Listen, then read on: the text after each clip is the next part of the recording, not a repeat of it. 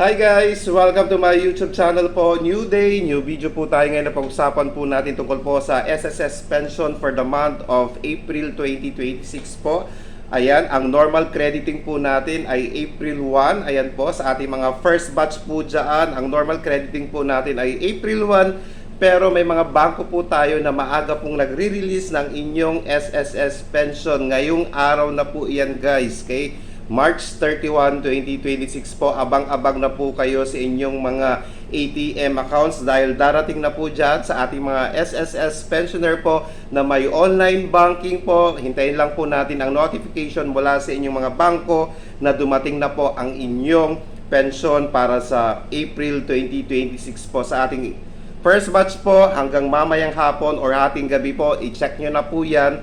I-check nyo na po ang inyong mga ATM accounts po dahil darating na po yan mamayang gabi or mamayang hapon po. Ayan po. Dahil nga po may mga bangko po tayo na madaling or maagang nagre-release ng inyong mga pension po. At syempre po, parating na po ang Abril. Sa mga hindi pa po nakapag-akop or annual confirmation of pensioner po, mag-comply na po kayo para hindi po masuspend ang inyong monthly pension po. Okay? At syempre po, meron na naman po tayong increase. Ayan po, magsisimula ang increase natin sa ating mga pension by September 2026. This is a 3-year period po na nag-start po last year. So hanggang 2027 po tayo na mayroon pong pension increase. Okay? So susunod na po na increase is September 2026 po. Ulitin po natin, guys, mamayang hapon na po or hating gabi po marirelease ang inyong monthly pension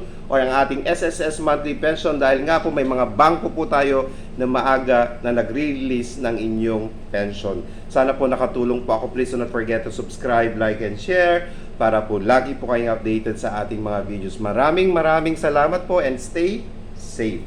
Bye-bye!